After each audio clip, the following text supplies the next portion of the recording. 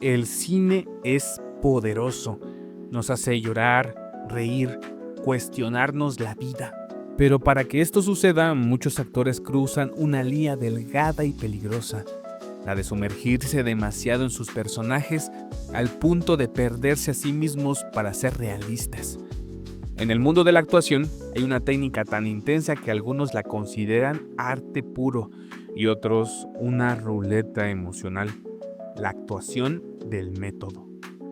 Hoy en Paradoja 404 vamos a explorar la historia de este estilo de actuación tan famoso y a la vez tan polémico, y conoceremos a 5 actores que para entregarse por completo a sus personajes terminaron con consecuencias durísimas, tanto físicas como mentales.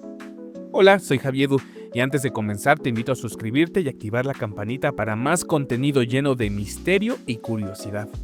Ahora sí, comenzamos. ¿Qué es la actuación del método?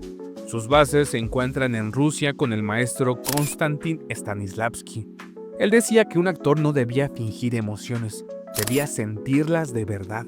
Años más tarde, a principios del siglo XX en Estados Unidos, Lee Strasberg, actor, maestro y productor de teatro, cautivado por el trabajo de Stanislavski, decide adoptar sus enseñanzas y terminar por definir lo que hoy se conoce como la actuación del método.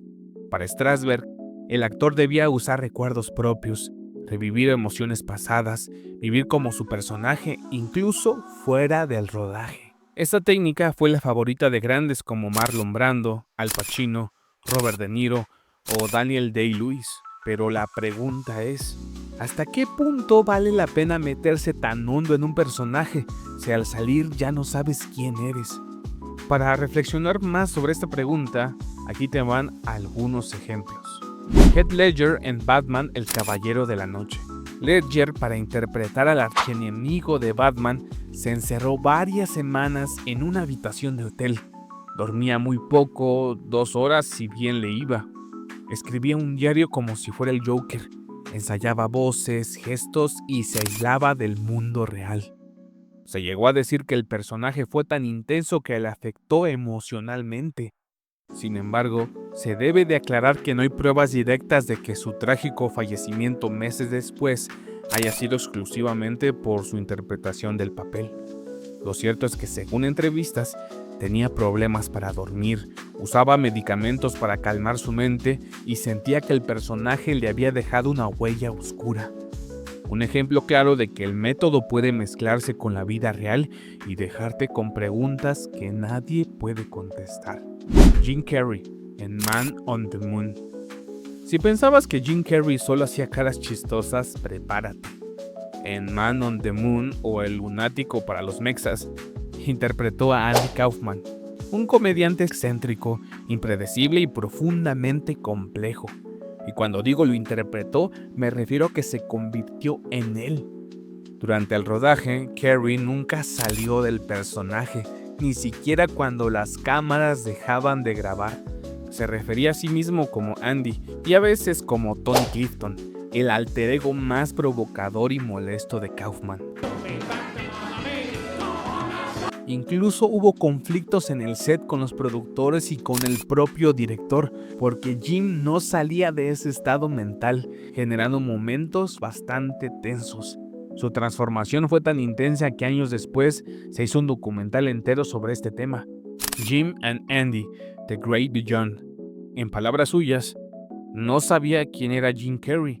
Había pasado tanto tiempo siendo Andy que me perdí. Adrien Brody en El pianista. Adrien Brody ganó el Oscar al mejor actor por esta interpretación desgarradora de Vladislav Spilman, un pianista judío que sobrevive a uno de los conflictos más tristes y complejos de Europa en los años 40. Para meterse en el papel vendió su departamento, su coche y se alejó de su novia y familia. Perdió más de 13 kilos, se mudó a Europa y vivió prácticamente en aislamiento, sin teléfono, sin televisión, sin distracciones, intentando sentir la pérdida, el hambre y la soledad de su personaje. Además, pasó meses practicando el piano varias horas al día, hasta poder interpretar partes del repertorio de Chopin con el nivel necesario para el rodaje. En una entrevista con BBC Culture dijo: "No puedes experimentar esta clase de dolor y simplemente volver a la normalidad. Me tomó mucho tiempo volver a ser yo mismo".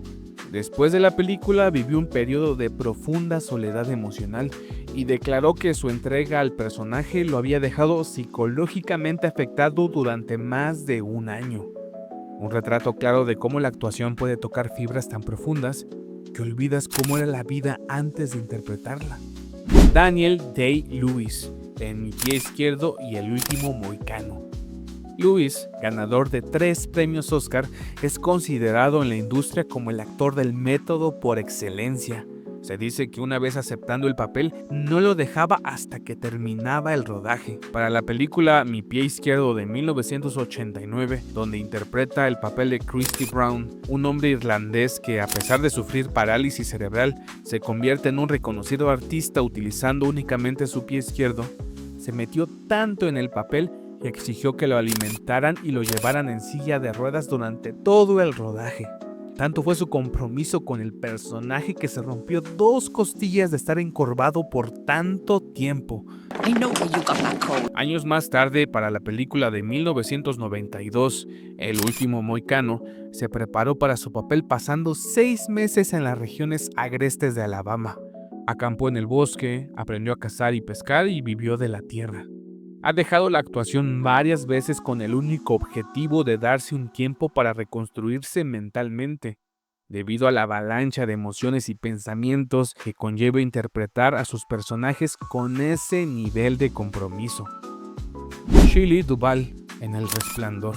Aunque no usó el método, vivió sus efectos en dicha película al interpretar el papel de Wendy, la esposa del desquiciado Jack Torrance. Stanley Kubrick, director de dicha película, caracterizado por el realismo y el perfeccionismo que exigía en cada uno de sus proyectos, la sometía a una presión constante. Según Duvall, el papel fue agotador tanto emocional como físicamente, y la presionaba para someter su cuerpo a un estado de pánico cada vez más grande para cumplir con las exigentes expectativas.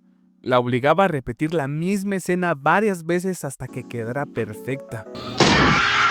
La aisló del elenco y le exigía llanto real todos los días. Para estar en el estado mental adecuado, Duvall inducía dolor y tristeza escuchando canciones tristes y reviviendo recuerdos infelices de su pasado. El resultado de todo esto: ansiedad extrema, pérdida del cabello y secuelas emocionales que duraron años. A veces el método no viene del actor, sino del director que cree que el sufrimiento es parte del guión. Estudios publicados en Frontiers in Psychology han encontrado que la disociación actoral, cuando no se regula adecuadamente, puede generar efectos similares a los de un desbalance emocional, confusión de identidad, estrés crónico y trastornos del estado del ánimo. Además, el actor que vive como su personaje activa zonas cerebrales similares a cuando vivimos experiencias reales, según estudios de resonancia magnética funcional. Esto significa que lo que finges, tu mente lo empieza a creer como verdadero. La actuación del método ha sido responsable de escenas brillantes, de esas que te ponen la piel de gallina, pero también ha generado vacíos, rupturas internas y en algunos casos un camino difícil de regreso. Este video no busca desprestigiar el método de actuación, busca recordarnos que el arte necesita contención y que la salud mental de quienes nos hacen sentir también importa.